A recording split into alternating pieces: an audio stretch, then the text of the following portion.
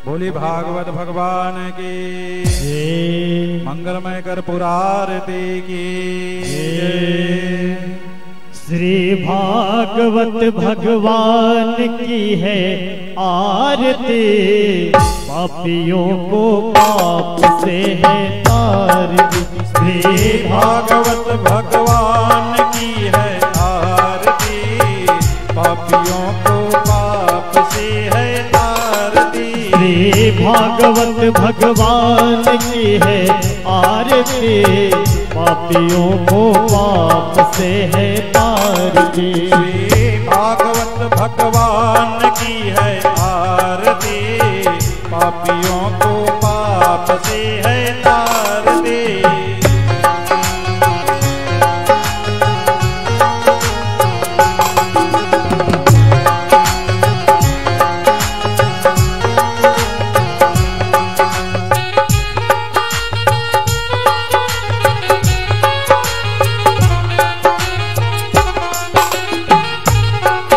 ये अमर ग्रंथ, ये मुक्ति पंथ, ये पंचम वेद निराला, नव ज्योति जगाने वाला।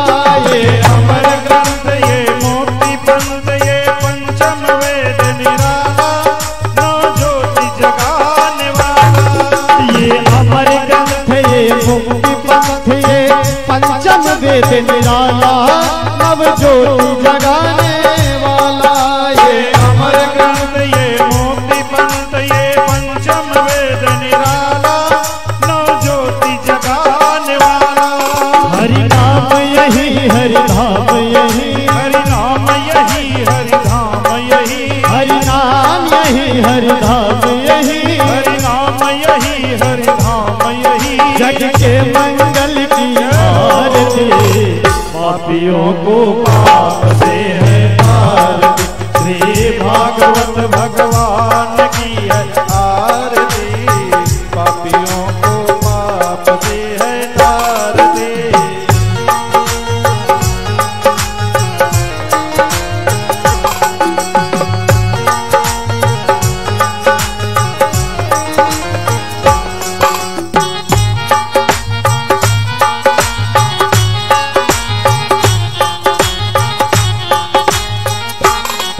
ये शांति गीत पावन पुनीत, पापों को मिटाने वाला, हरि दर्द कराने वाला। ये शांति गीत पावन पुनीत, पापों को मिटाने वाला, हरि दर्श कराने वाला। ये शांति गीत पावन पुनीत, पापों को मिटाने वाला, हरि दर्द कराने वाला। ये शांति गीत पावन पुनीत, पापों को मिटाने वाला, हरि दर्श कराने वाला। ये सुख करनी, ये दुख हरनी, ये सुख करनी, ये दुख हरनी, ये सुख करनी, ये दुख हरनी, ये सुख करनी, ये दुख हरनी। श्री मधुसूदन की आरती, पापियों को पाप से है तारती। श्री भागवत भगवान की है आरती, पापियों को पाप से है तारती।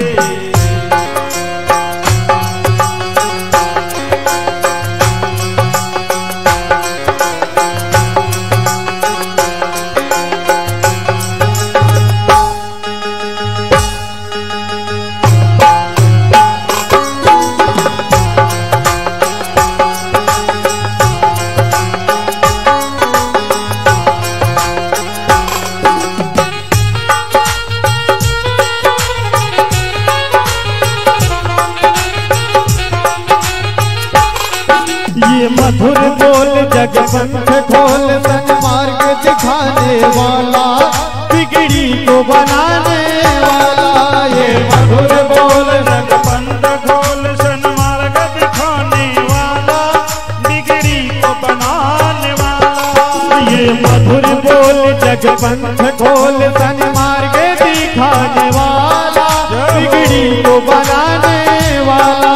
ये मधुर बोल जग पंथ खोल, सन्मार्ग दिखाने वाला, बिगड़ी को बनाने वाला। श्री राम यही घनश्याम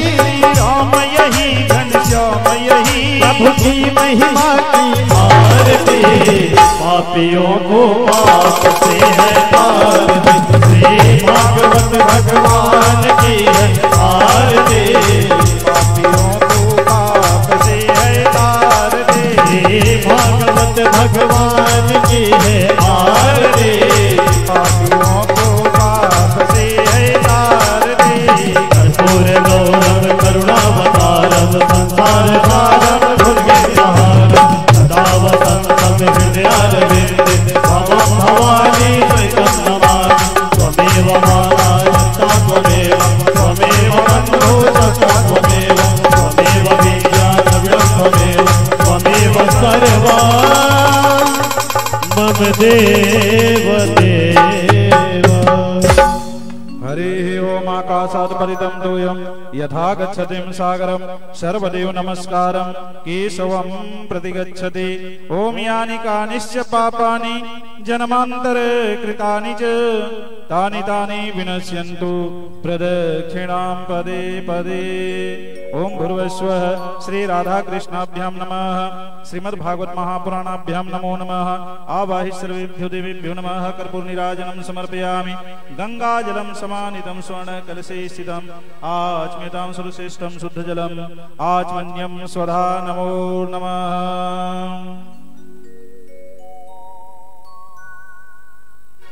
बोले वृंदावन बिहारी लाल की।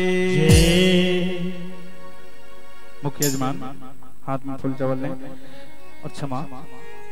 ओम नमो स्वनंताय सहस्रमूर्तये सहस्रपादाक्षि शिरोरुबाहवे सहस्रनाम्ने पुरुषाय शाश्वते सहस्रकोटि युगधारिणे नमः। ओम नाना सुगंधि पुष्पाणि यथा कालोद्भवानि च पुष्पांजलिर्मया दत्तं गृहाणं परमेश्वरः मंत्र पुष्पांजलिं समर्पयामि नमस्कारं च नमो नमः। बोले बाल कृष्ण लाल की। श्रीमद् भागवत महापुराण की। सर्वेश्वरी श्री राधा रानी की। श्री व्यास भगवान की। श्री सुखदेव जी महाराज की। श्री तुलसी जी महारानी की। आवाहित प्रतिष्ठित सर्व देवी देवताओं की जय जय श्री राधे। जय जय श्री राधे। जय जय श्री राधे श्याम।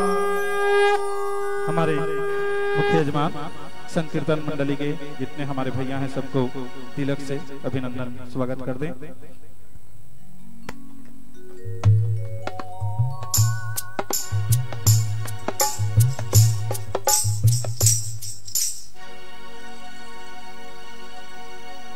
बोलिए सर्वेश्वरी श्री राधा रानी की जय।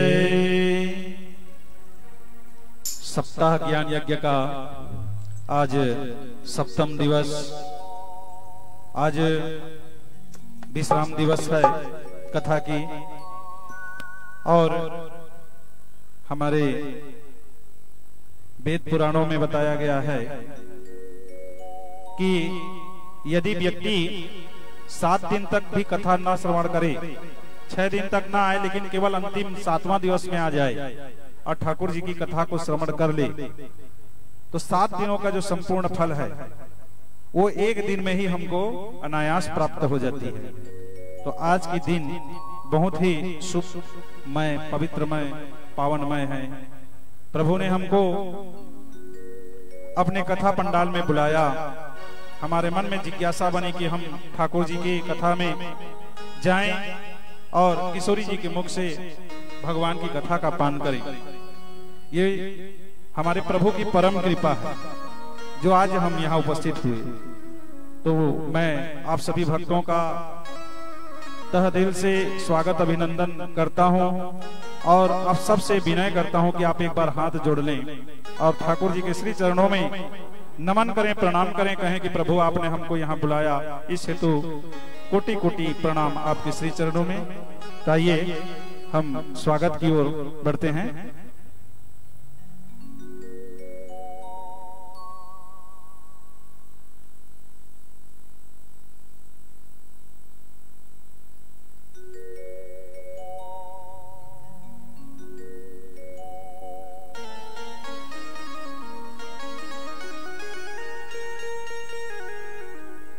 बोले सच्चिदानंद भगवान की जय।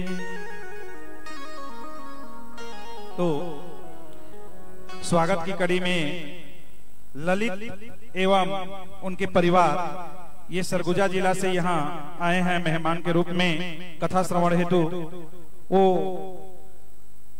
सदस्य गण और परिवार के जितने भी हैं सभी शीघ्र पंडाल में आए और किशोरी जी से आशीर्वाद प्राप्त करें। स्वागत के इसी क्रम में कमल नारायण एवं कांति चौधरी एवं उनके परिवार के सदस्य गण ये अमेरी से हैं। ये भी किशोरी जी के स्वागत के उत्सुक हैं। आप स्टेज में पहुंचे और किशोरी जी से आशीर्वाद प्राप्त करें। जगदीश पटेल एवं नानोदाई पटेल ये दोनों पति पत्नी एवं उनके परिवार वाले भी स्वागत की कड़ी में हैं। वो भी शीघ्र यहाँ मंच में उपस्थित हों और किशोरी जी का स्वागत करें, आशीर्वाद प्राप्त करें। सूरज चौधरी एवं कुसुम चौधरी एवं उनके परिवार के सदस्य ये भी स्टेज में उपस्थित हों और किशोरी जी से आशीर्वाद प्राप्त करें। हमारे बीच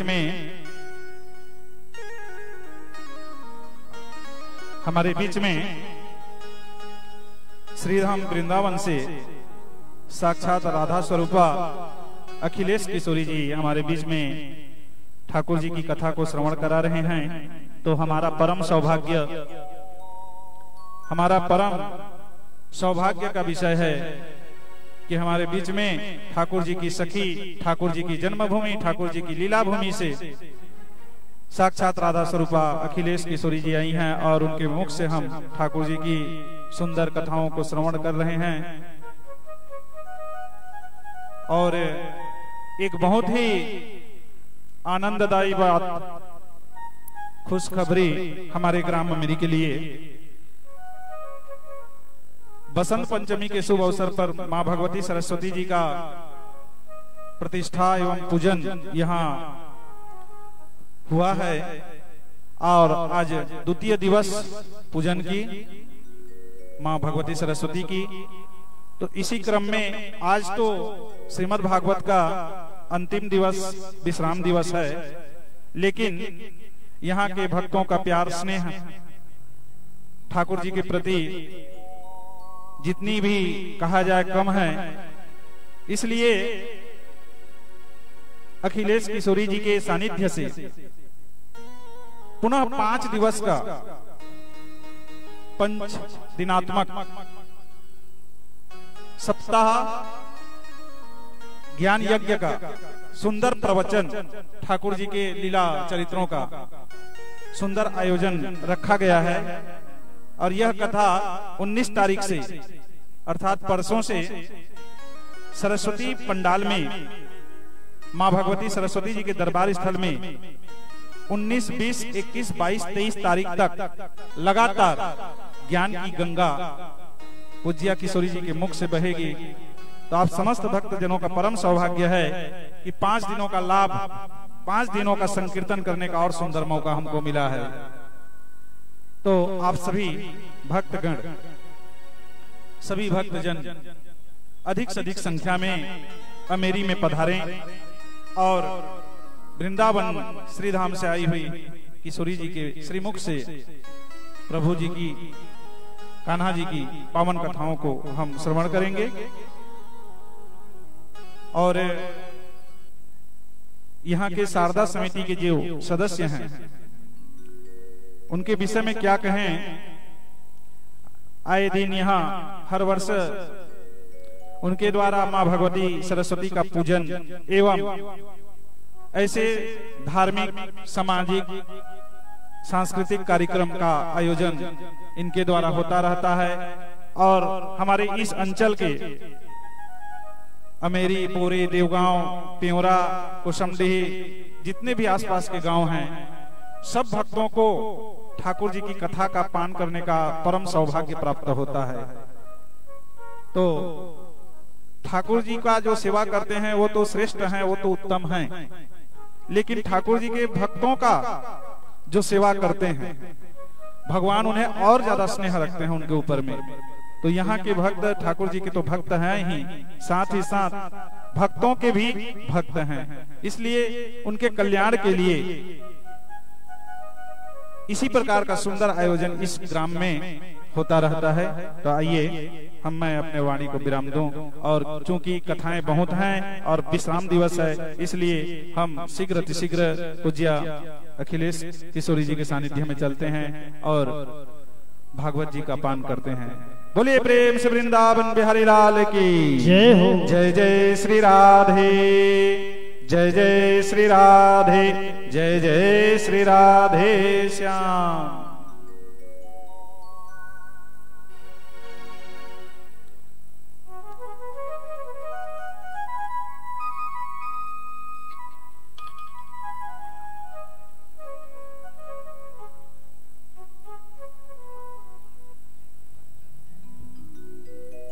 जय श्री कृष्ण,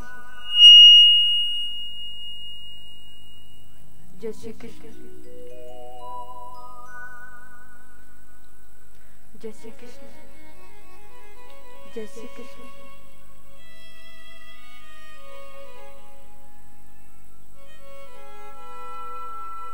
स्वस्ति श्री गणेशाय नमः। स्वस्ति श्री गणेशाय नमः। श्री कृष्णाय नमः।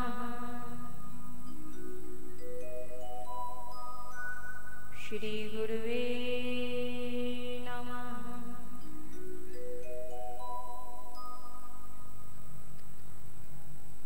बंसी विभूषित करालवनीरदाभा, पीताम्बराधरबिम्ब फलाधरोष्ठा, पूर्णेन्दु सुंदर मुखादर बिंब नेत्रा, कृष्णा परम किमपि तत्तहं न।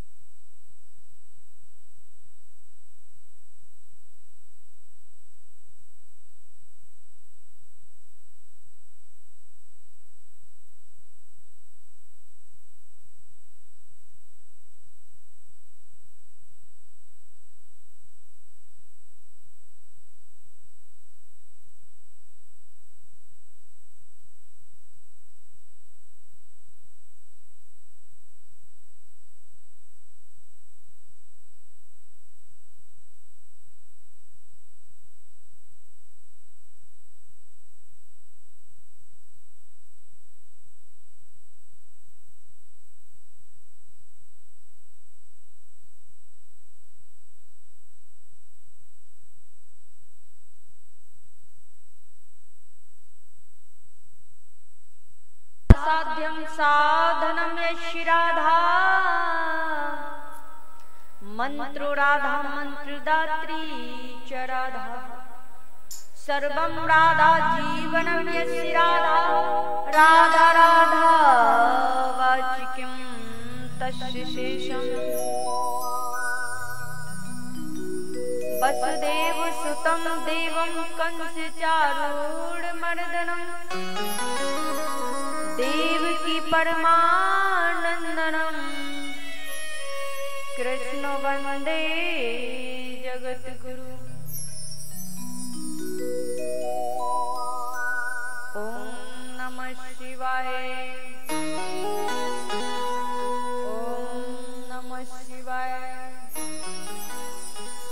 हरि ओम नमः शिवाय।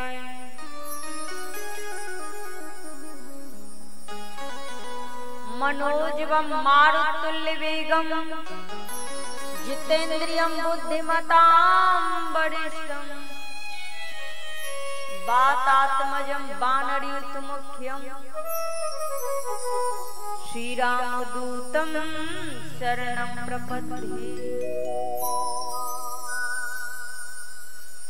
श्री राधे मेरी स्वामिनी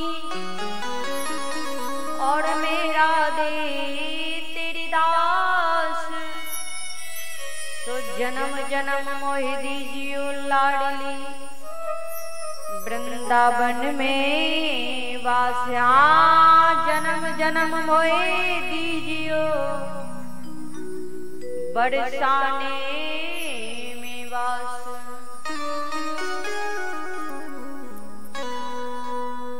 सब द्वारन को छोड़ लाडली आई गई तेरे द्वार, ओ वृषवाणी की प्यारी राधिका, अब मेरी ओर निहार। हाँ वृषवाणी की प्यारी लाडली, अब मेरी ओर निहार। हरे कृष्ण कृष्ण कृष्ण हरे हरे, हरे राम राम राम हरे हरे।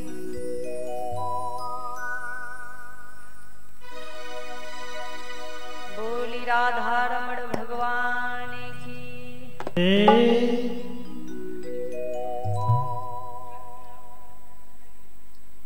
हरे कृष्ण कृष्णा कृष्णा हरे हरे, हरे कृष्ण कृष्ण कृष्ण हरे हरे, हरे कृष्ण कृष्ण हरे हरे, हरे कृष्ण कृष्ण कृष्ण कृष्ण हरे हरे,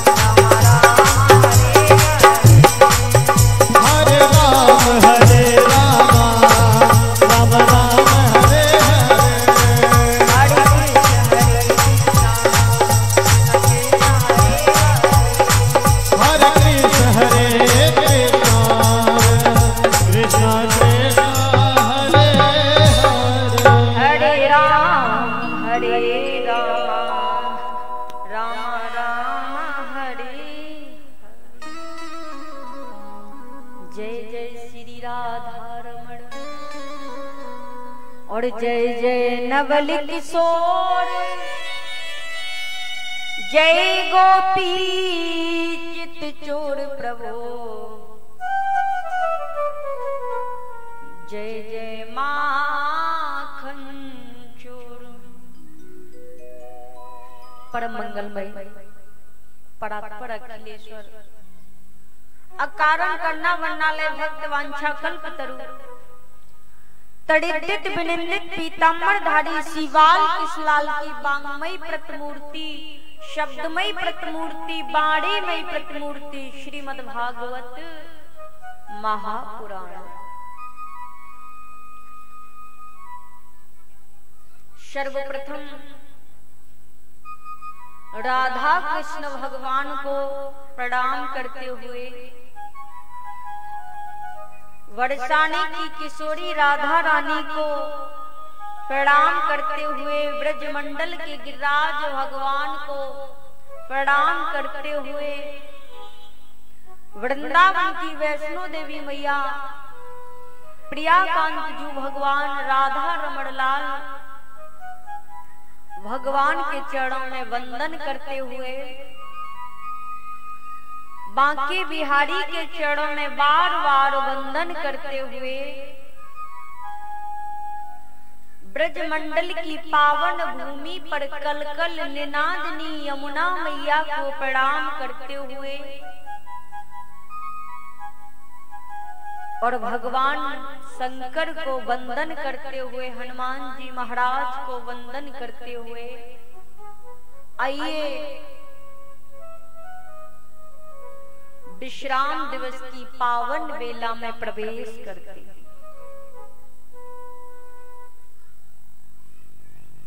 सर्वप्रथम भगवान को प्रणाम करने के बाद आए हुए सभी वैष्णव भक्तों को मेरा व्यासपीठ की ओर से जय श्री कृष्ण सभी को स्वीकार हो। और जो लाइव प्रसारण देख रहे हैं उनको भी मेरा व्यासपीठ की ओर से जय श्री कृष्ण जय श्री राधे स्वीकार। आइए विश्राम दिवस की पावन वेला में प्रवेश करेंगे। एक बात कहूं, कथा कभी पूर्ण नहीं होती। उस भगवान की लीला को, उस भगवान की गाथा को कोई नहीं गा सकता पूर्ण। तो सुंदर सुंदर प्रसंगों का वर्णन जरूर करते रहते हैं कि कथा कभी पूर्ण नहीं होती, केवल और केवल कथा को विराम दिया जाता है, फुल स्टॉप दिया जाता है,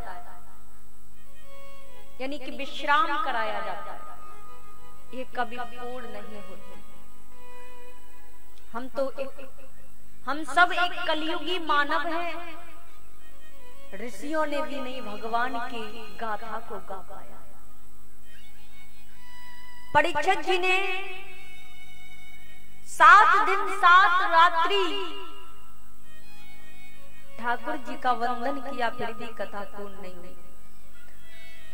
कलयुग में तो मात्र 3 घंटे ही हम लोगों को भारी पड़ते हैं डेली। 3 घंटे भी नहीं हमको बैठना आता, आसन लगा के बैठ करके साइडें चेंज करते रहते हैं। सबसे पहले भक्ति के लिए आसन जीतना होता है। ऐसे ऐसे ये पैर दर्द करे, ये पैर दर्द करे, सबसे पहले इसको जीतिए। आसन नहीं जीत पाए तो, अगर पैर में दर्द हो रहा है, आसन नहीं जीत पाए तो दर्द पर ध्यान रहेगा, भक्ति में ध्यान जाएगा। तो सबसे पहले आसन जीतते। कैसे जीता जा सकता है? 24 घंटे हैं एक दिन में। उन 24 घंटों में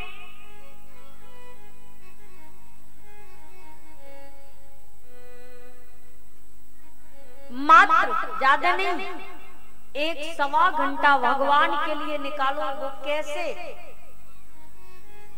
जिसमें भगवान का बैठ करके मंत्र जाप कर सके, ऐसा निकालो। तो आज विश्राम दिवस है और हम क्या बताएं? विश्राम दिवस केवल इस पांडाल में है, इस गांव में नहीं। थोड़ा हटके फिर ठाकुर जी ने कृपा कर दी है। जो अभी सुन रहे थे, मैंने तो सोचा आज विदाई होगी, लेकिन विदाई ठाकुर जी ने ली नहीं। उनको छत्तीसगढ़ की धरती अच्छी लगी, इसलिए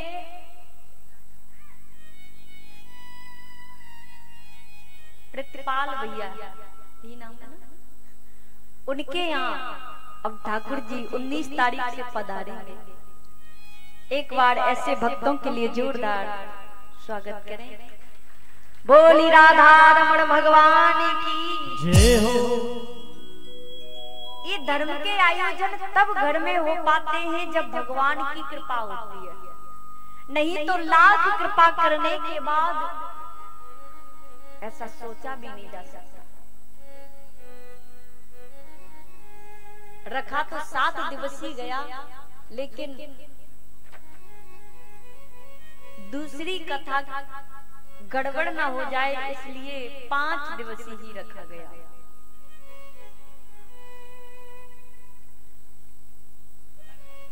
तो कथा के रसिकजनों, सबसे पहले भागवत में आसन को जीतो। भक्ति में, तभी भक्ति में हृदय में वास करती है। भक्ति आज भी कहाँ रहती है? भक्तों के हृदय में। यदि आज भी भक्ति जवान है, भक्ति कहीं गई नहीं है, लेकिन ये है जहाँ गंदगी होती है वहां भक्ति नहीं रहती। जिस हृदय में भाव नहीं होता है उस हृदय में भक्ति नहीं रहती है। तो भगवान तो वही रहते हैं कि भाव का भूखा हूं मैं, भाव ही बस सार है, भाव से भजता मुझे तो भव से बेड़ा पार। बोली राधा रमण भगवान की जय। कल शाम हम लोगों ने बड़ा सुंदर प्रसंग श्रवण किया था।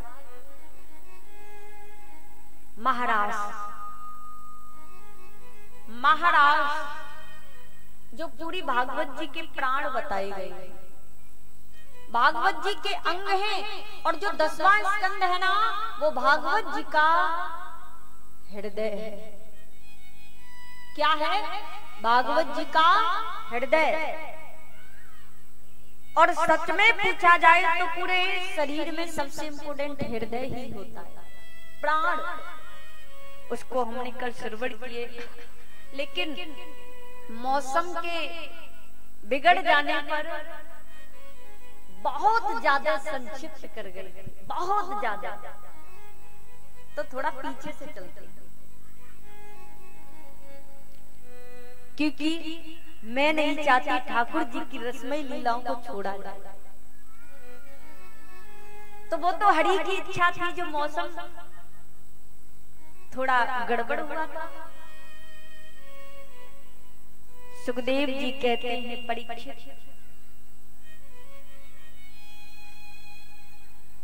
देखो, एक बार ना वृंदावन में कथा हो रही थी। एक मैया आई,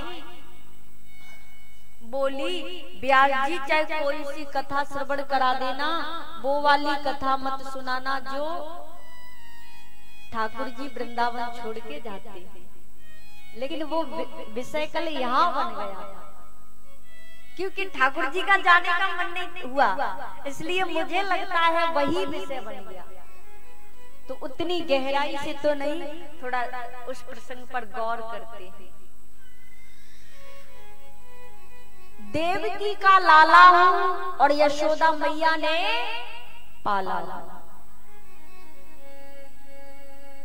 और राधा ने किया मुझको प्यार। तो सुखदेव जी कहते हैं मैया देवकी ने जन्म जरूर दिया था, अवतार मैया के गर्भ से जरूर लिए थे, लेकिन पालन पोषण किसने किया था? मैया यशोदा ने। लेकिन जानते हैं आप, जन्म देने वाले से भी बड़ा पालन पोषण करने वाला होता है।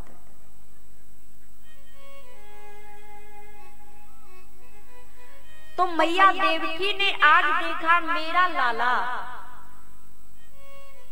आज 11 वर्ष 56 दिन का हो गया,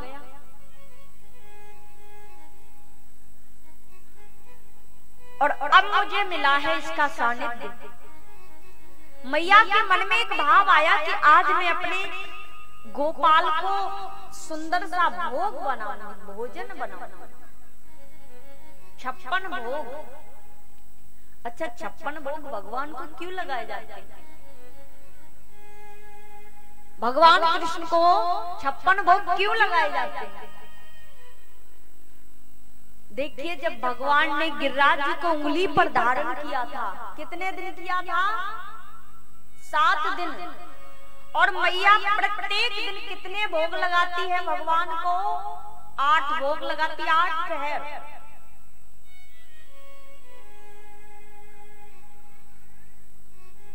8 बार। तो जब 7 दिन तक भगवान गिरिराज जी को उंगली पर धारण किए रहे और 7 दिन तक भोग नहीं पाए, तो मैया ने सोचा क्या कि लाला ने 7 दिन तक ब्रजवासियों की रक्षा की है, तो हम एकत्रित करके सब भोग लगा देते। 7, 8, 56 7 दिन के। तो आज भी जो 56 भोग मेरे ठाकुर जी को लगाते हैं ना, जैसे ब्रजवासियों की रक्षा की थी, वैसे ही हम सबकी आज भी रक्षा करते। बोली बाल कृष्ण भगवान की जय।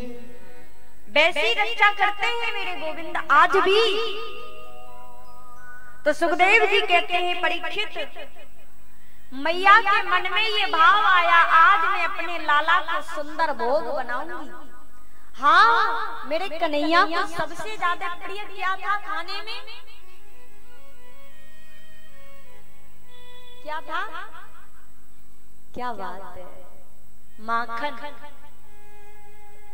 माखन मेरे प्रभु को बहुत प्रिय था, कोमल माखन। मेरे राम कृष्ण के जमाने में दूध और दही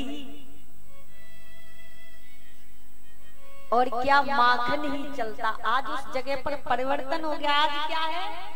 आज अंग्रेजी जमाना आ गया। चाय जानते सब हैं, लेकिन थोड़ा अपनाते नहीं। मैं भाभी से सुबह सुबह पूछ रही थी क्या मट्ठा नहीं होता है? 6 दिन हो गए। भाभी बोली मट्ठा तो नहीं होता है हमारे यहाँ। अरे किसी के घर नहीं होता है, लेकिन हमारे ब्रज में आज भी दही और दूध और मट्ठा के बिना हम लोग जीते नहीं। जो नहीं खाना जानता है दही और मट्ठा, वो भी खाना सीख जाता है ब्रजभूमि की धरती पर। बोली बाल कृष्ण लाल की। क्योंकि मेरे बांके बिहारी के जब दर्शन करोगे तो गली में जब भ्रमण करोगे तो बिहारी जी की गली की सबसे प्रसिद्ध एक चीज है खाने में। क्या? एक तो पेड़ा, ये तो प्रसाद हो गया, और दूसरा दही की लस्सी। माँ का फेवरेट है ये। तो जो नहीं पीते हैं ना, वो भी पी जाते हैं ठाकुर जी के आश्रय लेकर के। तो देखिए, मैया ने सोचा मेरे कन्हैया को माखन बहुत पसंद है। सो भोजन की थाली में एक किनारे पर माखन रख दिया। क्या? माखन। और भगवान के सामने मैया वो माखन लेकर के गई और भोजन, और जैसे भगवान ने माखन को देखा तो भगवान जोर से रोए, रहा नहीं गया, बहुत रोए भगवान, बहुत रोए माखन को देखकर। क्यों? मैया तो वापस चली गई, वसुदेव से कहती है मैं लाला के लिए भोग ले गई थी, लेकिन लाला थाली देखती बहुत रोए अपने कक्ष में। वसुदेव ने कहा देवी हमको उनका स्वभाव पता नहीं है, क्योंकि हमने उनको पाला नहीं है, जन्म जरूर दिया है। ऊधों से कहा ऊधों तुम जाओ और मेरे कृष्ण से पूछो ना कि तुम जिस दिन से वृंदावन छोड़ के आई उस दिन से इतना क्यों रोते हो। ऊधों गए और भगवान के सामने जब गए, जय श्री कृष्ण, और जय श्री कृष्ण सुनते ही भगवान ने ऊधों को अपने हृदय से लगाया और इतना रोए, बहुत रोए।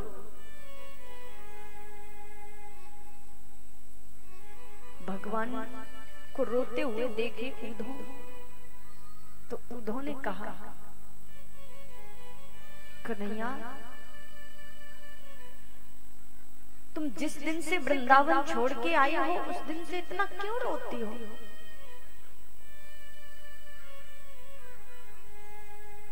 वृंदावन की ओर देख देखकर छत पर बैठकर भगवान बहुत रोते थे। वृंदावन मथुरा की दूरी कोई ज्यादा नहीं है, मात्र 13 किलोमीटर है, और बाहर से मापन किया जाए तो मात्र 9 किलोमीटर है।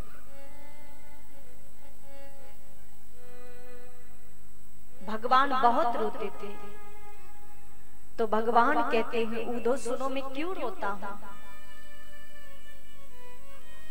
मुझे यशोदा मैया की बहुत याद आती है। जब मैं वृंदावन छोड़कर आया था ना, तो मेरी बूढ़ी मैया मेरे रथ के पीछे पीछे भागी,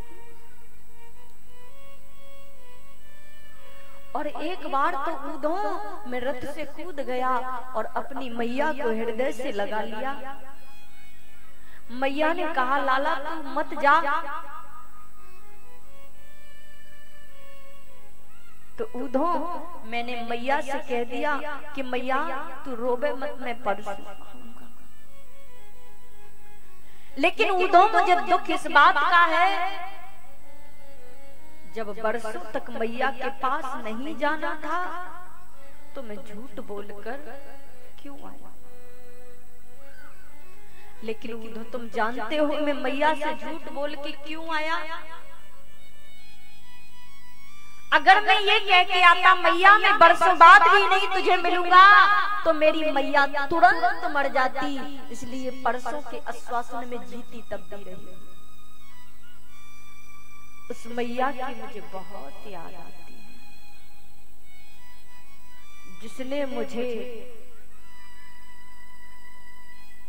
उंगली पकड़ के चलना सिखाया था ऊधों, उसकी मुझे बहुत याद आती है। एक दिन अगर मुझे बुखार आ जाता था ना, अगर मैं कम भोजन करता था ना,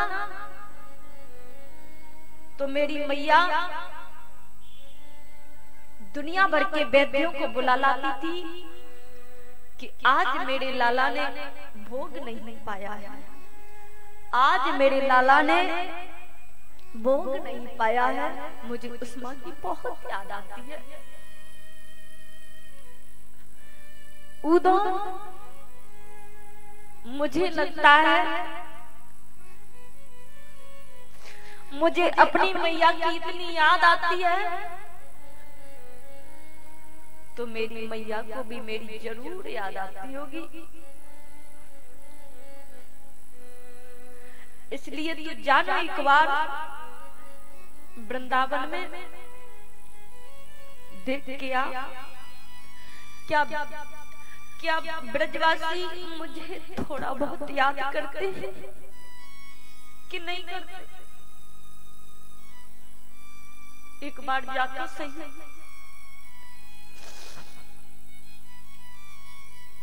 उद्धव ने कहा चला तो जाऊंगा, लेकिन मैं 2 घंटे से ज्यादा ब्रज की भूमि पर रुक नहीं पाऊंगा। भगवान कहते हैं जानते हैं, जाओ तो सही। तुम वृंदावन की भूमि पर चरण रखते ही जान जाओगे कि प्रेम होता क्या है। जाओ।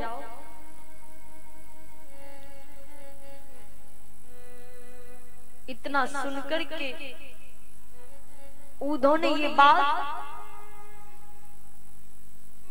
वसुदेव को बताई। तो वसुदेव ने भी पूछा, भगवान कहते हैं उद्धव सुनो। उद्धव मोए मैया की बड़ी याद सताती है। उद्धव मोए मैया की बड़ी याद सताती है। भैया वृंदावन को ले जाय अब पाती है।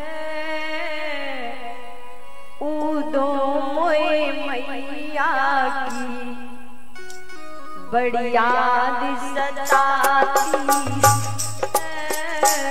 उद्धव है मैया की बड़ी याद सताती है। उद्धव मैया की बड़ी याद सताती है। उद्धव है मैया की बड़ी याद सताती है। भैया वृंदावन को ले जाया पाती है।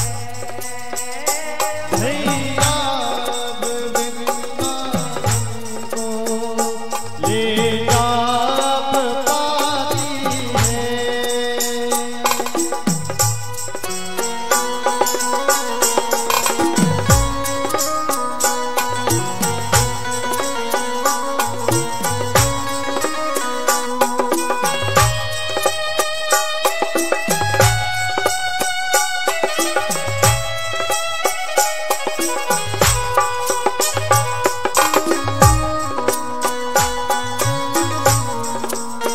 है।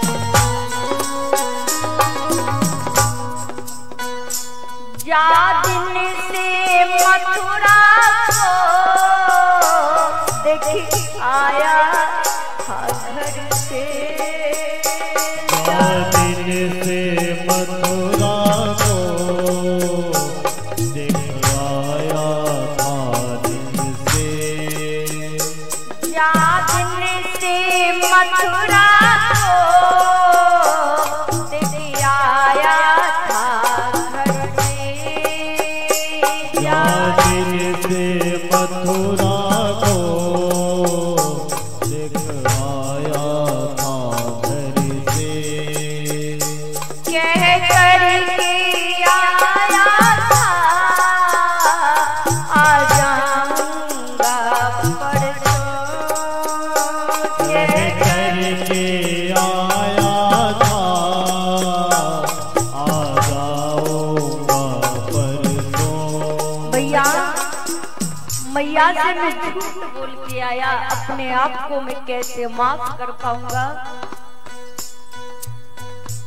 नहीं आज तलक पहुंचा कैसी मेरी छाती है। नहीं आज तलक पहुंचा कैसी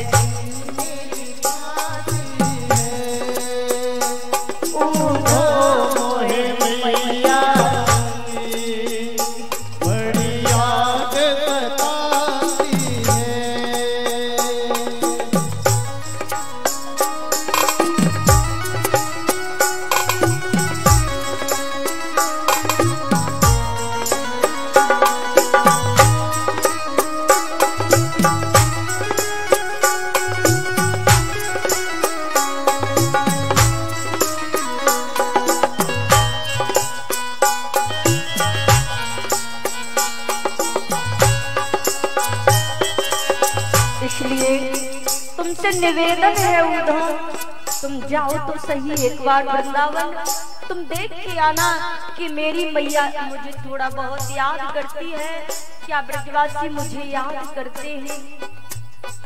जब मुझको उतनी उनकी याद आती है तो हो सकता है वो भी मुझको याद करते होंगे। जैसी हो वैसी सबको समझा देना, जैसी हो तैसी सबको समझा देना। ब्रजवासी बेचारे बड़े बोले हैं, उनको थोड़ी सांत्वना देना। कान्हा राधा को थोड़ा ज्ञान करा देना, कान्हा राधा को थोड़ा ज्ञान बता देना।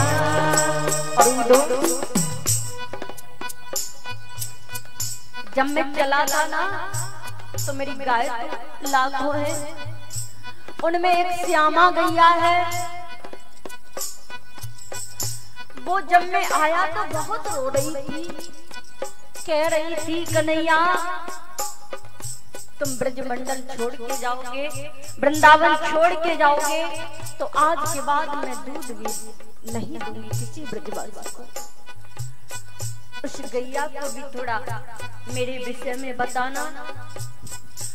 मेरी श्यामा गैया है, खिड़किन में रमाती है। मेरी श्यामा गैया है,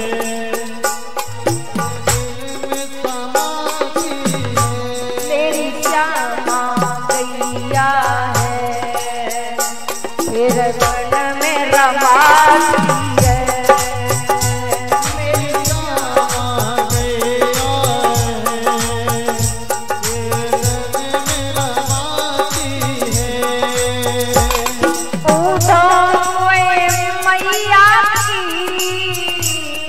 बड़ी याद सताती है।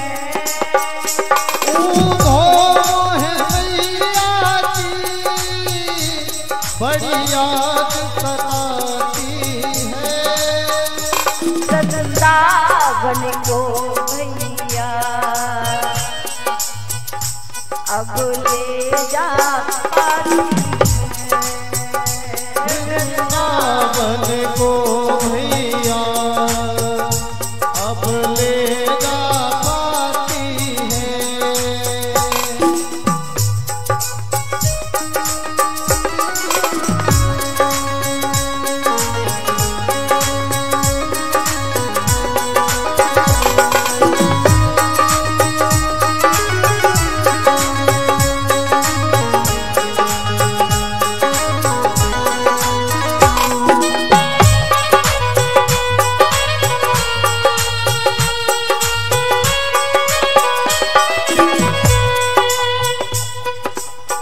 मेरी मैया की बहुत याद आती है।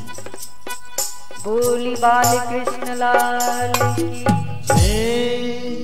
उधो जा तो रहे हैं लेकिन कहते हैं मैं 2 घंटे से ज्यादा वृंदावन नहीं रुक पाऊंगा। भगवान कहते ये तो वक्त बताएगा, तुम 2 घंटे में आओगे कि 7 महीने बाद आओगे ब्रज के प्रेम से निकल कर। भगवान कहते हैं ब्रजवासी थोड़े सीधे साधे हैं बट प्रेमी बहुत हैं, उनको थोड़ा आप समझाने की कोशिश करना। जाते हैं। आज वृंदावन का क्या हाल है। कन्हैया के छोटे छोटे सखा वृंदावन से जो मथुरा के लिए रोड आया है, भाई किनारे पर बैठ जाते हैं, सड़क के किनारे,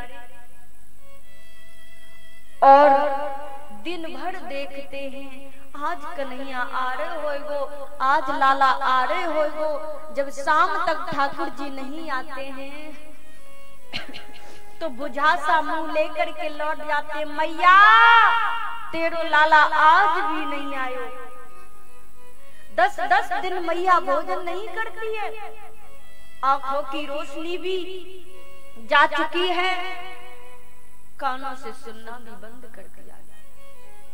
कृष्ण की याद में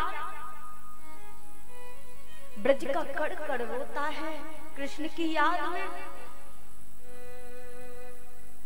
आज कूदों का रथ आ रहा है।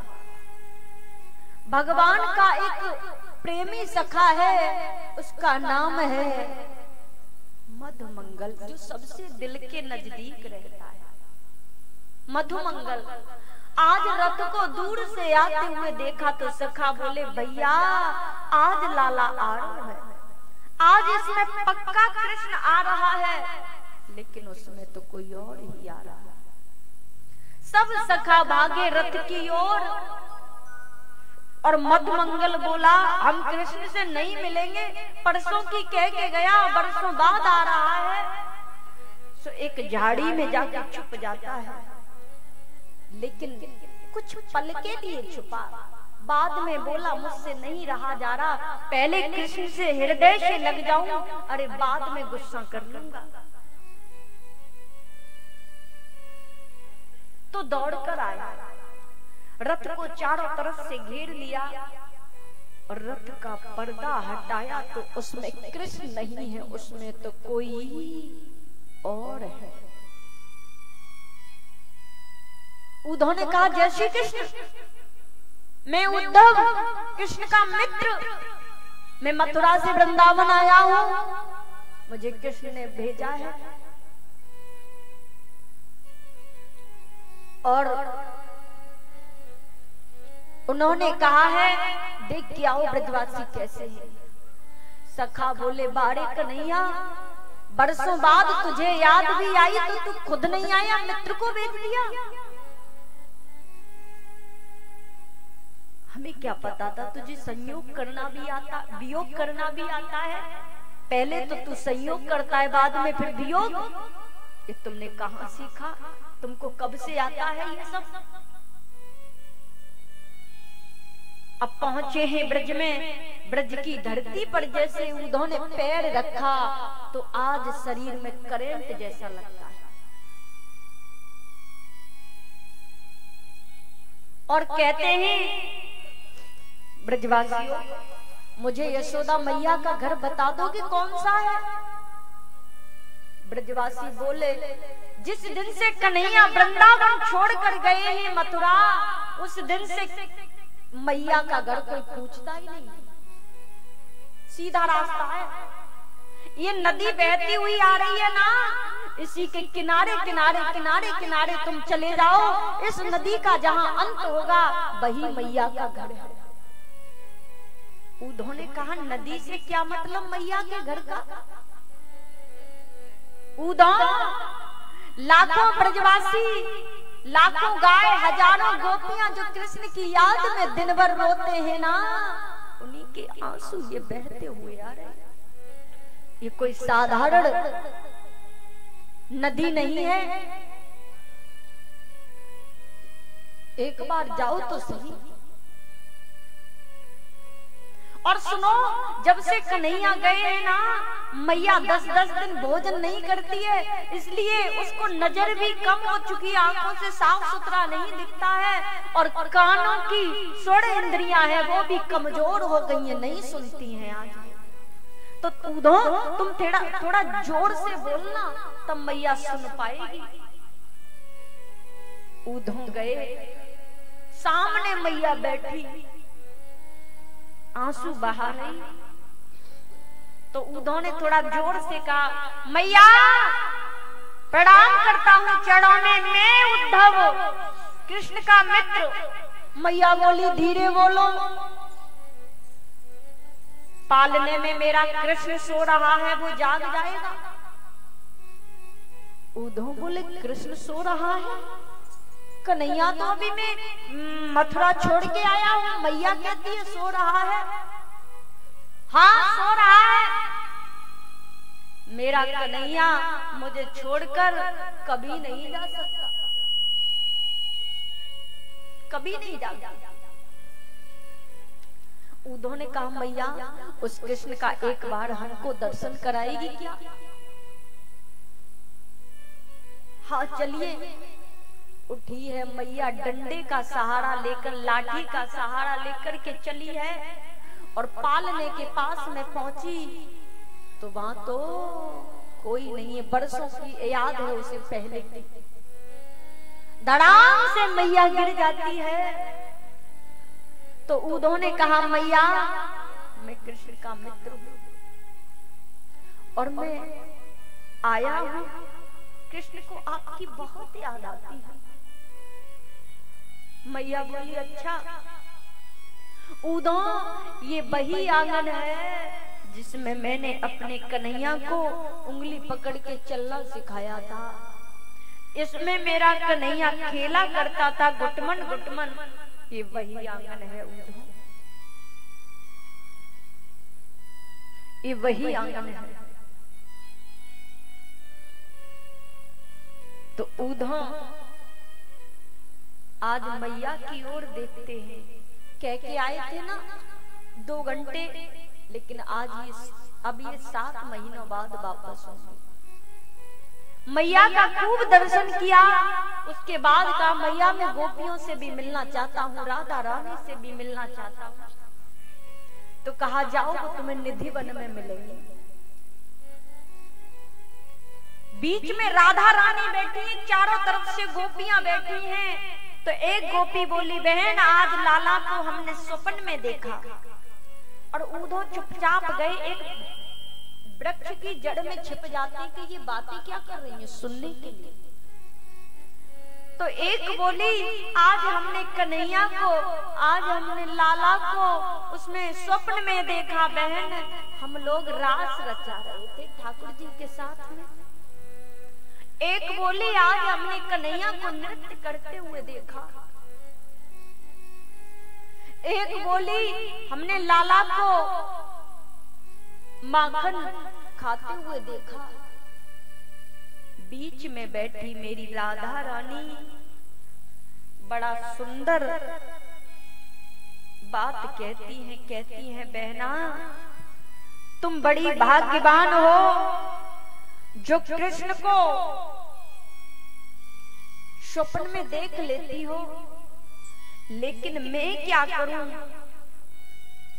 जिस दिन से कन्हैया गए हैं उस दिन से मुझे तो नींद ही नहीं आई। मैं कैसे उनको स्वप्न में देखूं,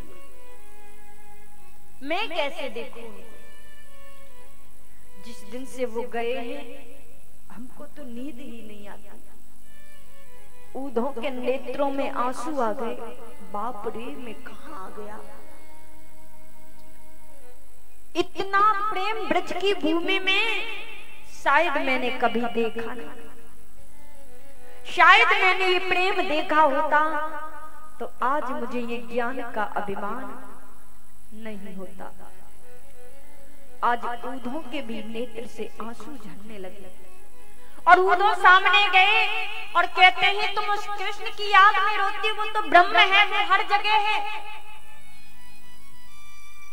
हर जगह समाया है। उसके हाथ नहीं, उसके पैर नहीं, वो तो एक ब्रह्म है। ऐसे बोल दिया उद्धव ने। गोपियों ने टेढ़ी नजर से देखा। उद्धव हमें लगता है आप पागल हो गए हो। जब उसके हाथ नहीं थे तो माखन चुराया कैसे? जब उसके पैर नहीं थे तो गाय चराने गया कैसे? जब उसका मुख नहीं था तो माखन खाया कैसे?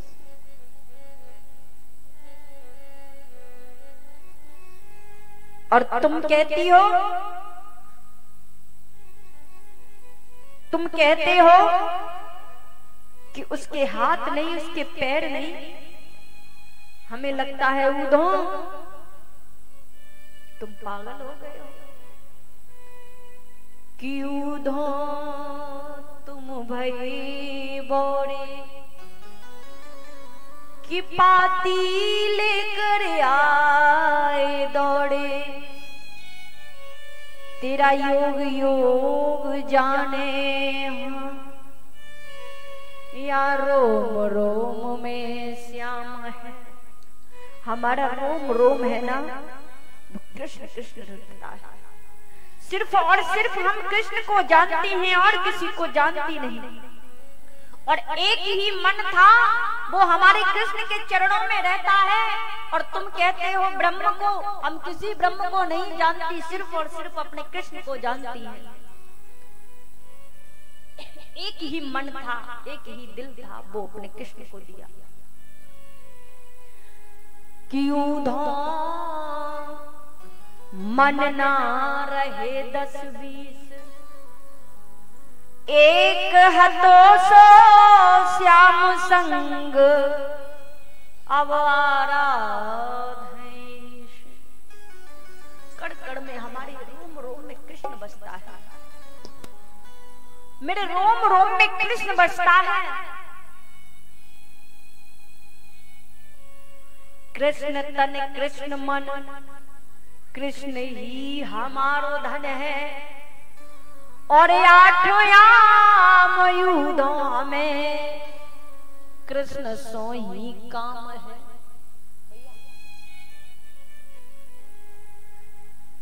सिर्फ और सिर्फ हम कृष्ण को जानती हैं। और उद्धव, आज उद्धव के नेत्रों में आंसू हो गए।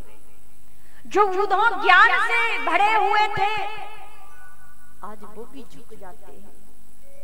वृंदावन की भूमि पर जाकर घमंड से भरे हुए थे।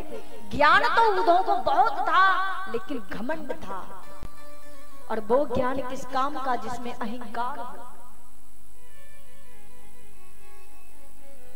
दुनिया तुम्हें अहंकारी मिल जाएगी, लेकिन जो कृष्ण प्रेमी होते हैं उनके हृदय में कभी अहंकार नहीं होता। तुम लोगों ने मुझे जरूर व्यास समझा है, लेकिन मैं दुनिया में खुद से छोटा किसी को मानती हूँ। और कहती हैं उद्धव तुम हमको किसका सुना रहे संदेशा, भ्रमत कर रहे हो व्रतायु, कह कर प्रियतम कहाँ गए। जिसका संदेश तुम हमें सुना रहे हो कृष्ण का, वो कड़ कड़ में वास करता है, एक रोम में रहता है। अब तो उद्धव की भी मति बुद्धि बदल गई। कन्हैया कन्हैया पुकारा करेंगे, लताओं में ब्रज की गुजारा करेंगे। कभी तो मिलेंगे वो बांके बिहारी, चरण लगाया करेंगे। कभी तो कृपा करेंगे, कभी तो मेरे बिहारी मुझे मिलेंगे। कब तक नहीं मिलेंगे, इतना निर्दयी वो नहीं है। और आज राधा रानी के चरणों में तो बार बार उद्धव गिरते हैं। किशोरी ज्यादा नहीं, बस थोड़ी सी कृपा करना। क्यों? ज्ञान का अभिमान ओले की तरह बह गया। एक बात हमको यूं पते की कह गया, तू खा न पाया आम और पेड़ गिनता रह गया। ज्ञान तो था, अभिमान था, संसार में आया, लेकिन जब तू संसार में आया था ना, तो दुनिया की तरफ देखता रहा, दुनिया की बारे में सोचता रहा। शायद तू अपने जीवन में प्रकाश डालता तो एक अच्छा व्यक्ति बनता। इसलिए राधा रानी से कहते हैं थोड़ी सी कृपा कर दो, ये अभिमान मेरा खो जाए और सिर्फ कृष्ण नाम में जीना आ जाओ। आज कृष्ण नाम के आंसू उद्धव रो रहे हैं। राधा रानी कृपा कीजिए, श्यामा प्यारी कृपा कृपा कीजिए, आंचल में छुपा लीजिए। मेरे साथ सभी प्रेम से बोलेंगे, जरूर कृपा करेगी। वो तो कृपा बरसाने वाली है, बरसाने में रहती है, इसलिए बरसाने वाली नहीं कहा गया है। वो तो कृपा बरसाने वाली है, इसलिए लोगों ने इसको बरसाने वाली कहा। आंचल में छुपा लीजिए,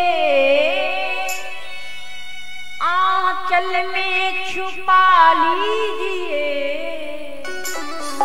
राधा प्यारी हो श्यामा प्यारी कृपा कीजिए, श्यामा प्यारी कृपा कीजिए।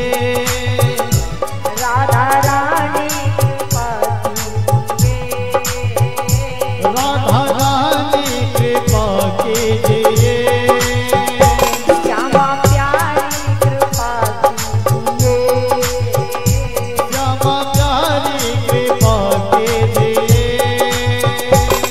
आंचल में छुपा लीजिए, आंचल में छुपा लीजिए।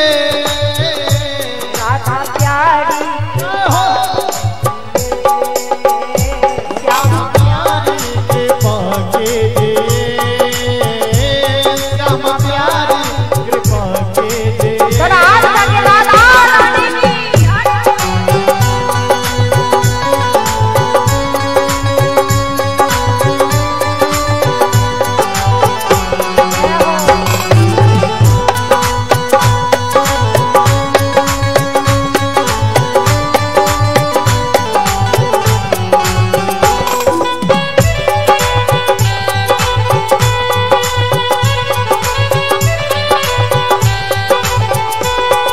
भक्त कहता है, राधा रानी तुम तो कृपा बरसाने वाली हो, तुम तो भक्तों पर दीनों पर कृपा करने वाली हो।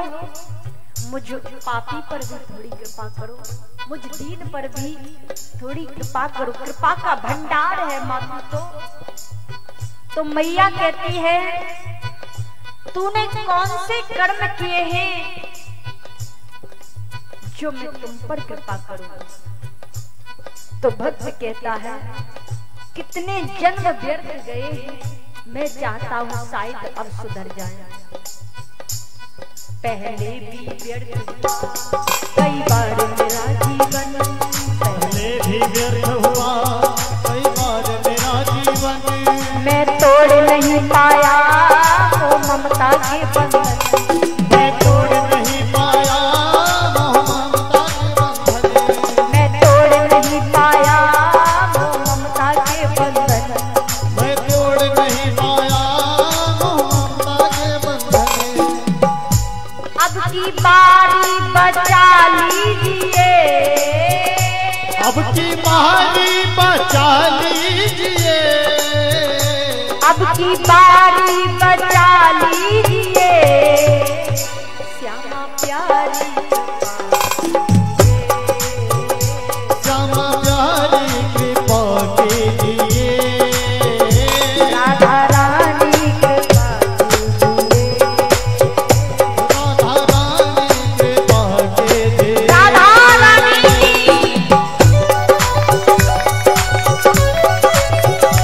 हरि बोल।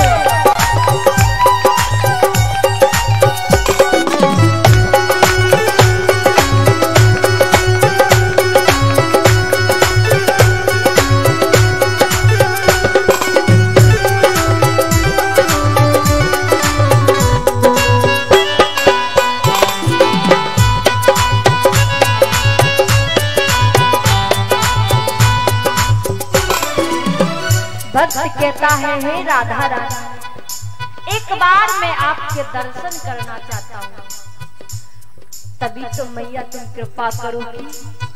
तो राधा रानी कहती हैं, देख मैं पहले तो बरसाना छोड़कर कहीं जाती नहीं, यदि चली भी जाऊं तो ये बता मुझे कहाँ बिठाएगा। तो भक्त भी बहुत गहराई से कहता है, राधा रानी, कोई बहुत अच्छा आसन, स्वर्ण सिंहासन तो मेरे पास नहीं है। सिर्फ और सिर्फ सबसे कोमल आसन है आपका, वो आंखों के ऊपर जो पलक वास करते हैं ना, शायद मुझे लगता है उन पर बैठाऊंगी। पलकों के सिंहासन पर मैंने तुमको बिठाया है, पलकों के सिंहासन पर तुमको बिठाया है, पलकों के सिंहासन पर मैंने तुमको बिठाया है, पलकों के सिंहासन पर इस मन के अंदर ही बरसाना बनाया है, इस मन के अंदर ही बरसाना बनाया है, इस मन के अंदर ही बरसाना बनाया है, इस मन ही बरसाना बनाया है। इसमें आके रहा कीजिए, इसमें आके रहा कीजिए, श्यामा प्यारी कृपा कीजिए, श्यामा प्यारी कृपा कीजिए, राधा रानी कृपा कीजिए, राधा रानी कृपा कीजिए, राधा रानी की हरि बोल।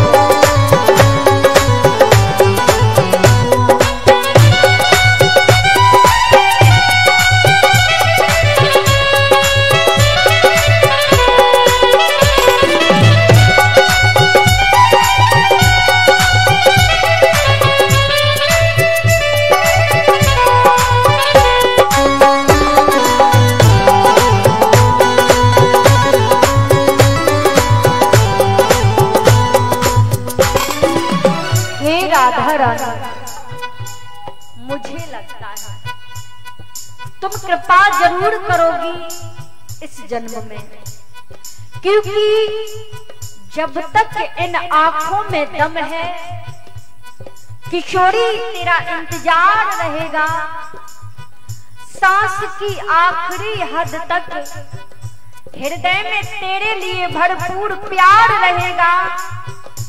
इसलिए मेरी लाडली, मेरे प्राण निकलने से पहले मुझे अपना बना लीजिए, नहीं तो राधा रानी अगले जन्म का भी उधार रहेगा।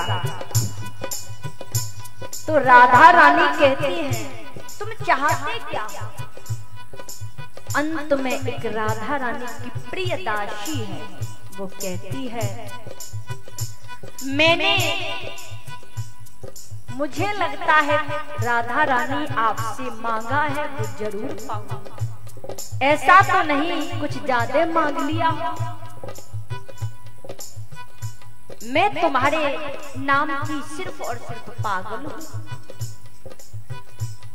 हरिदास तो पगली है, जगती है रातों को, हरिदास तो पगली है,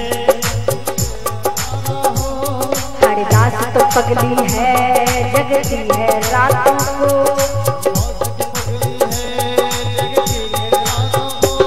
तुम दिल पर मत लेना पगली की बातों को, तुम दिल पर मत लेना पगली की बातों को, तुम दिल पर मत लेना पगली की बातों को, तुम दिल पर मत लेना पगली की बातों को। जो भी मन में है वो कीजिए, जो भी मन में है वो कीजिए, जो भी मन में है वो कीजिए, श्यामा प्यार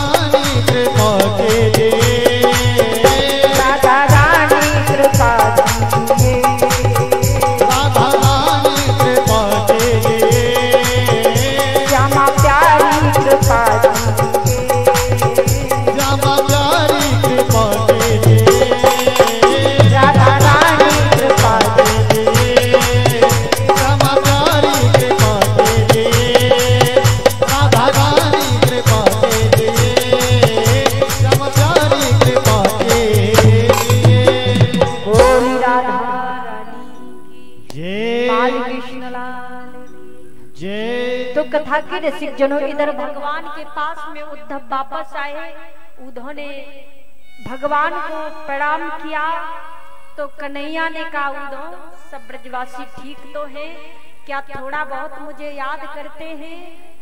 तो उद्धव ने कृष्ण की बात सुनी और कहा, काय को जले पर नमक डालते हो, थोड़ा बहुत नहीं बहुत याद करते। मुझे भरोसा नहीं हो रहा कन्हैया कि तुम ब्रजमंडल छोड़ के, वृंदावन छोड़ के तुम कैसे आया। बोली भागवत महापुराण। इधर भगवान और बड़े हुए तो कल का प्रसंग है, उसको थोड़ा संक्षिप्त कहूंगी क्योंकि आज की कथा में प्रवेश करूंगी। रात कथा हम कहां तक श्रवण किए थे? संक्षिप्त मैया रुक्मिणी का विवाह हो गया था, तो भगवान से क्षमा चाहेंगे, थोड़ा जल्दी हो गया था, कोई बात नहीं, अब तो भक्ति थोड़ी कर ही ली। भगवान का पहला विवाह मैया रुक्मिणी जी से हुआ था। बड़ा सुंदर जीवन यापन है। मैया रुक्मिणी बड़ा प्रसन्न रहती है। और दूसरा विवाह भगवान का किसके साथ हुआ था?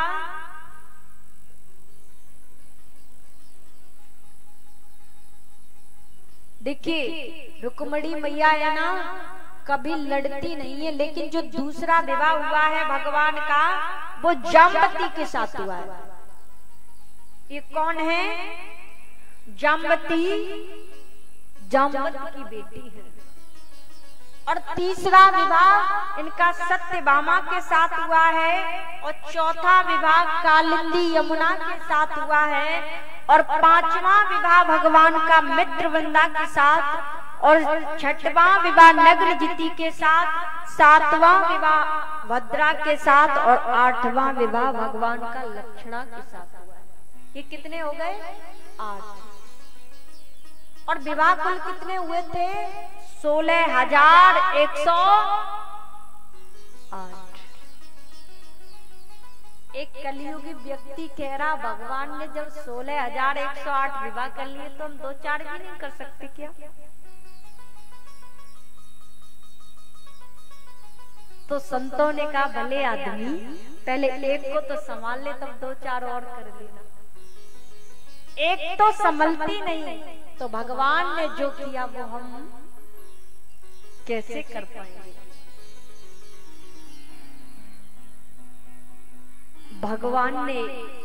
भगवान कृष्ण ने जो किया वो हम नहीं कर सकते। दोनों हाथ ढके, बोली बाल कृष्ण लाल की।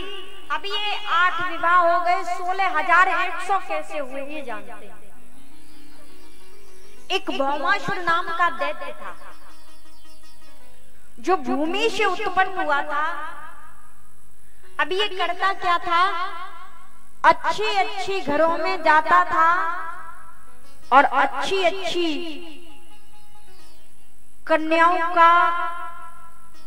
कन्याओं की चोरी करता और लाके बंद कर देता था।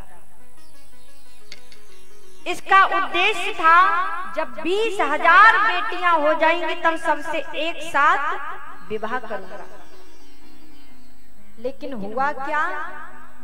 16,100 हो पाई थी, तब तक भगवान को ये बात पता चल गई।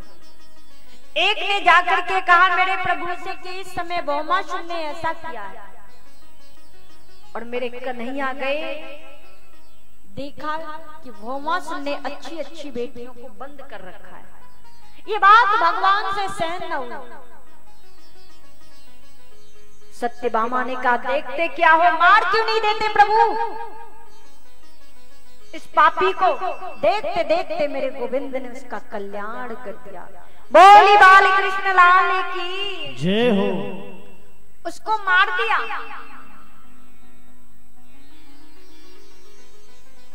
अब कथा के रसिक जनों,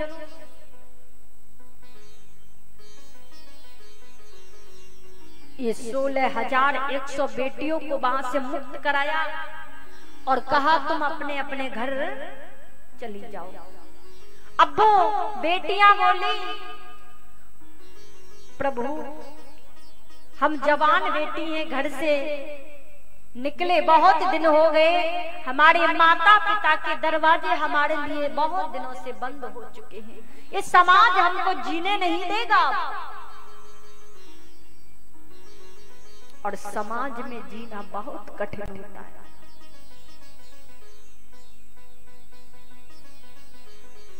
कहा समाज हमको जीने नहीं देगा।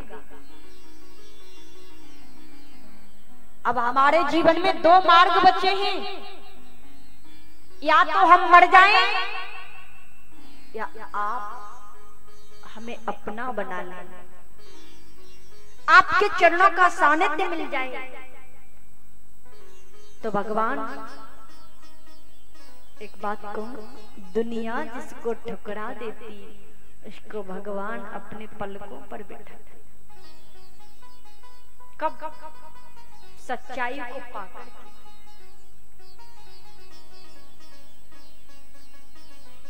जिनको समाज नहीं जीने देता, आज उनकी कथा पुराणों में आती है।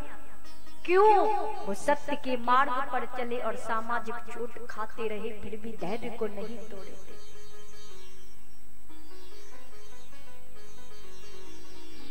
मेरे कृष्ण के चरणों में आके सिर पटक देती हैं। भगवान ने कहा चिंता न करो। आज भगवान ने उन सब बेटियों को पत्नी रूप में स्वीकार कर लिया। बोली बाल कृष्ण लाल की जय, बोली भक्त और भगवान की जय। उनको स्वीकार कर लिया। कुल भगवान के कितने विवाह हो गए? 16,108। अद्भुत जीवन है। ऐसा किसी को महसूस नहीं होता कि हमारे साथ हमारा कन्हैया नहीं है। प्रत्येक पत्नी के साथ प्रत्येक कक्ष में भगवान रहते हैं, अनेक अनेक रूपों में। आज नारद जी का एक मन बना कि लाओ आज हम सबके दर्शन करें। सबसे पहले रुक्मिणी के पास जाते हैं और वहीं पर बैठे हैं भगवान कृष्ण। तो भगवान कृष्ण का आइए प्रभु, उनके चरण धोए और 2 लड्डू खिला दिए।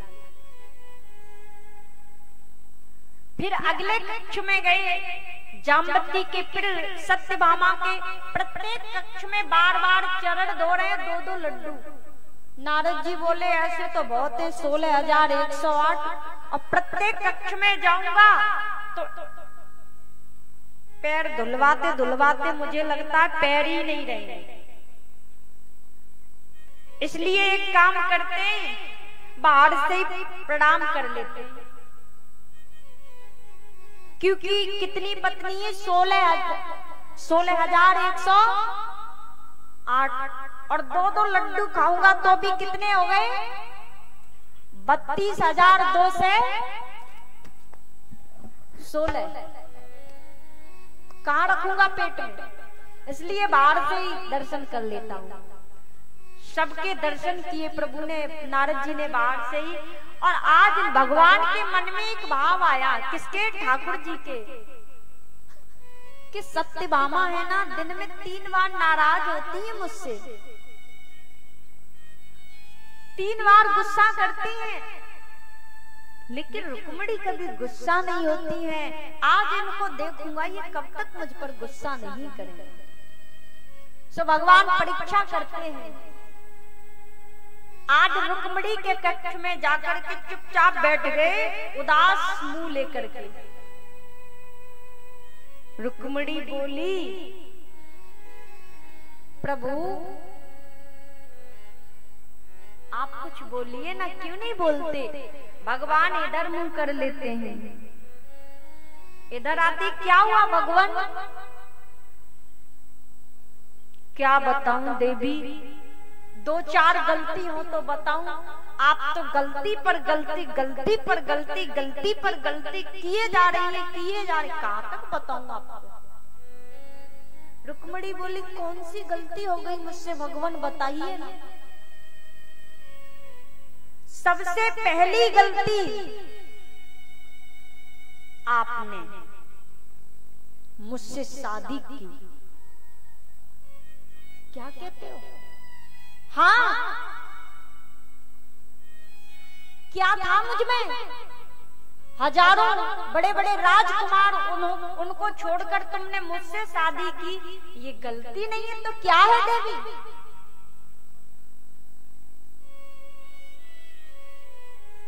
अब तुम सोचोगी कि मैं तो बहुत योद्धा था, तो ऐसा भी नहीं था।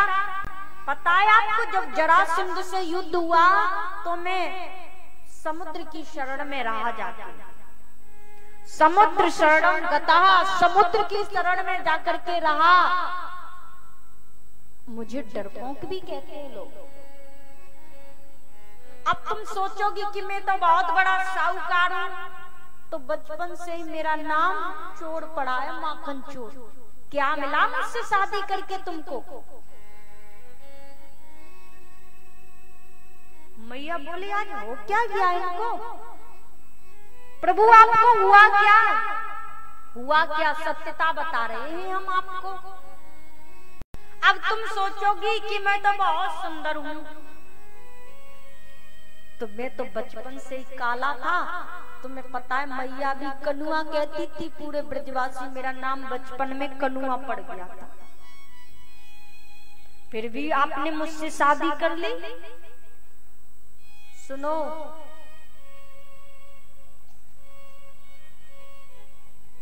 अभी कुछ नहीं बिगड़ा है। कब कह रही ये बात? 2-4 बाल गोपाल आ गए तब। अभी कुछ नहीं बिगड़ा है। सो मैया गुस्सा तो नहीं आई, मैया को धड़ाम से मूर्छित अवस्था में पीछे को गिर गई। भगवान ने पीछे मुड़ के देखा, देखी गुस्सा आया कि नहीं, तो मूर्छित अवस्था में पड़ी। भगवान बोले ये क्या मैंने बोल दिया? 4 भुजाएं मेरे प्रभु धारण करते हैं, 2 में गोद उठाते हैं, एक हाथ से सिर पर हाथ और एक हाथ से पंखा करते हैं भगवान। और 1.5 घंटे बाद मैया की मूर्छित अवस्था दूर हुई। लेकिन मां रुक्मिणी ने भगवान को ऐसे शब्दों से जवाब दिए मानो कि पूरा ग्रंथ ही लिख जाए। प्रथम नंबर कहा, कन्हैया आप कहते हो मुझसे शादी कर ली, क्या देखा मुझ में? वो तो तुमने मुझ पर कृपा कर दी, जो आपने मुझे अपना करके मुझसे शादी कर दी। दूसरी बात, आप कहते हैं मैं डरपोक हूं, लेकिन आप जानते हैं जहां काम होता है, जहां क्रोध, जहां अविद्या, अस्मिता होती है, वहां आप कभी रहते नहीं है। इसलिए आप समुद्र की शरण में द्वारिका बसाए थे। और आप कहते हैं प्रभु कि मैं काला हूं, वो तो अच्छा है, तुम काले बन के आ गए। काले पर तो कमाल करते हो, गोरे बन के आते तो जाने क्या क्या। ब्रज के संत कहते वो तो अच्छा है, तुम छोड़ा बन के आए। नंद लला तुम होते ललित तो गले कट जाते करोड़न के। वो तो अच्छा हुआ तुम छोरा बन के आए, छोरी बन के आते तो जाने क्या होता। मैया ने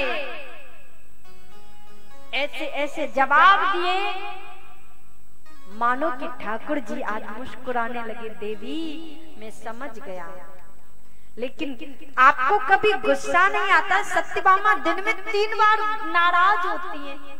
तो बोली सुनो सत्यभामा थोड़ी हमसे ज्यादा सुंदर है, तुम उनको थोड़ा ज्यादा स्नेह करते हो, इसलिए वो गुस्सा भी हो जाती है।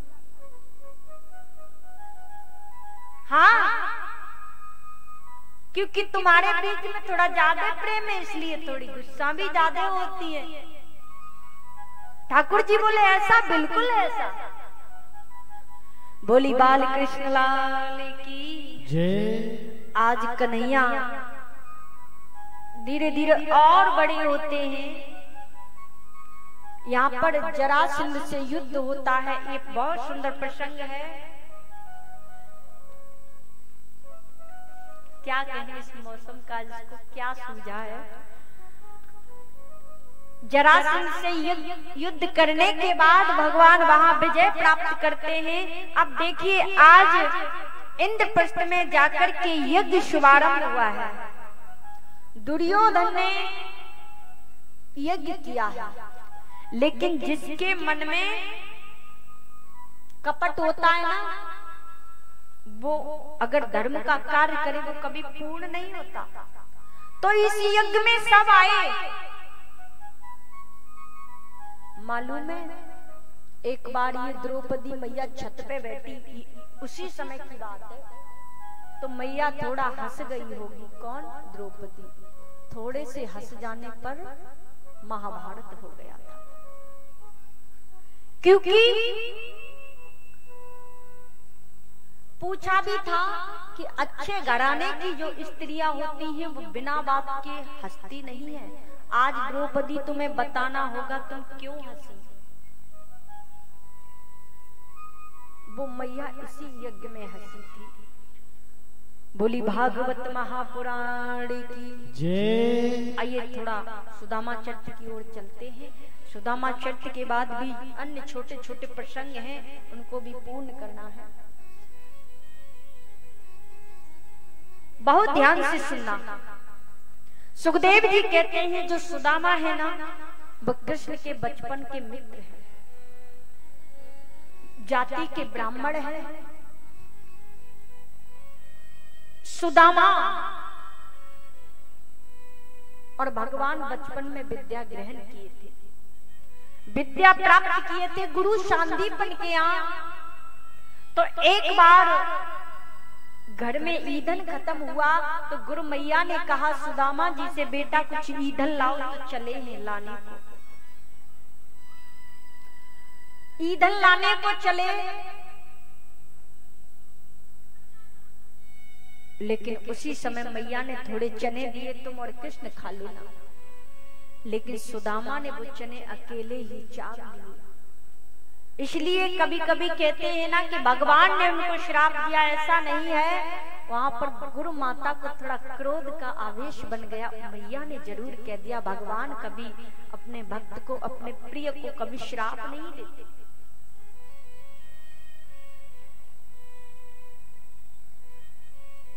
तो कथा के रसिक जनों, सुदामा जी ऐसा कहा जाता है इसी बात को लेकर के गरीब हो गए। लेकिन हाँ, ये शास्त्र वर्णन करता है सुदामा जी गरीब जरूर थे, लेकिन दरिद्र नहीं थे। गरीब जरूर थे, लेकिन सुदामा दरिद्र नहीं थे।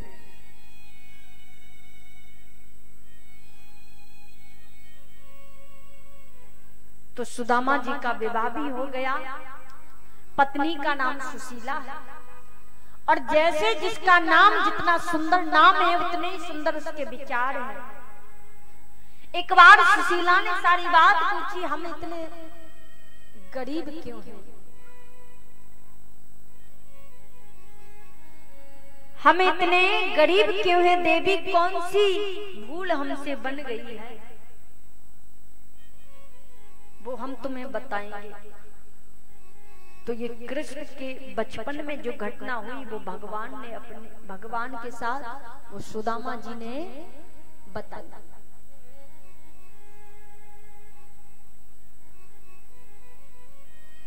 मैया के नेत्रों में आंसू आए और कहा, वो आपके बचपन के मित्र हैं क्या? बोले हाँ, वो हमारे बचपन के मित्र हैं। तो तुम चले क्यों नहीं जाते भगवान? देवी तुम कहोगी तो कृष्ण से मैं मिलने के लिए चला जाऊंगा, लेकिन मैं मांगने नहीं जाऊंगा, क्योंकि मेरा मांगने का स्वभाव नहीं है। गरीब कितने भी थे सुदामा मांगते नहीं थे। ठीक है आप चले जाइए, मुझे भरोसा है ठाकुर जरूर कृपा करेंगे। एक बार हमसे सांबरे नजरें मिलाइए, एक बार हमसे सांबरे नजरें मिलाइए, नजरें मिला के आप जरा मुस्कुराइए, नजरें मिला के आप जरा मुस्कुराइए। प्रेम से बोलेंगे मेरे साथ, एक बार हमसे सांबरे नजरें मिलाइए, एक बार हमसे सांबरे नजरें मिलाइए, एक बार हमसे सांबरे नजरें मिलाइए, एक बार हमसे सांवरे नजरें मिलाइए। लाल की जय हो।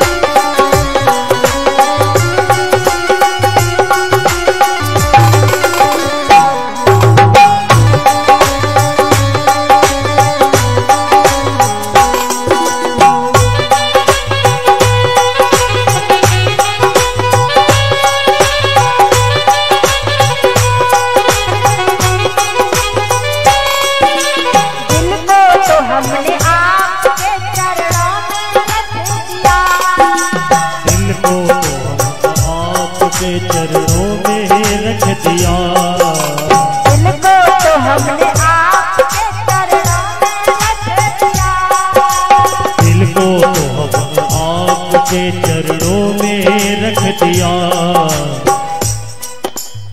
अपना समझ के हमको, अपना समझ के हमको, अपना समझ के हमको अपना बनाइए, अपना समझ के हमको अपना बनाइए, एक बार मुझसे सांवरे नजरें मिलाइए, एक बार हमसे सांवरे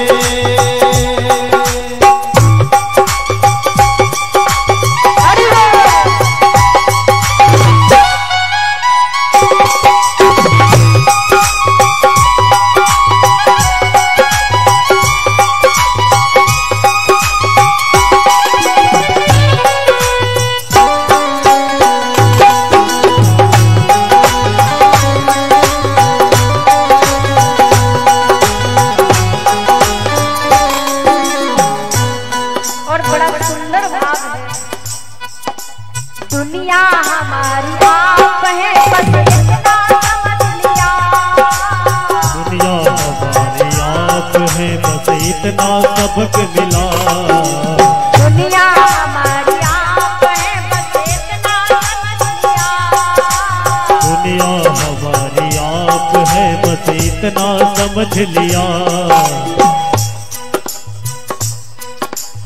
आजा गले से अपने, आजा गले से अपने, आजा गले से अपने, आजा गले से अपने, अब तो लगाइए, आजा गले से अपने हमको लगाइए, एक बार मुझसे सांवरे नजरें मिलाइए। हाथ लगे हाथ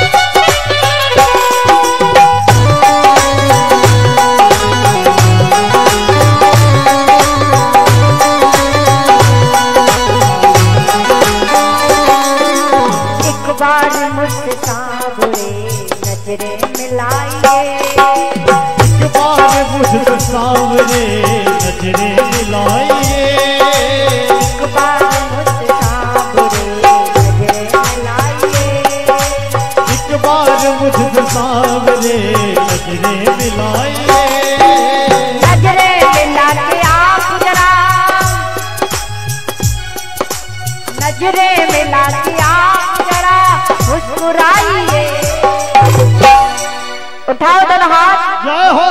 एक बार मुझसे सांवरे एक बार मुझसे सांवरे नजरे मिलाइए, एक बार मुझसे सांवरे नजरे मिलाइए। नजरे मिला के सांवरे हमको जगाइए, नजरे मिला के सांवरे हमको जगाइए। एक बार हमसे सांवरे नजरे मिलाइए, एक बार हमसे सांवरे नजरे मिलाइए।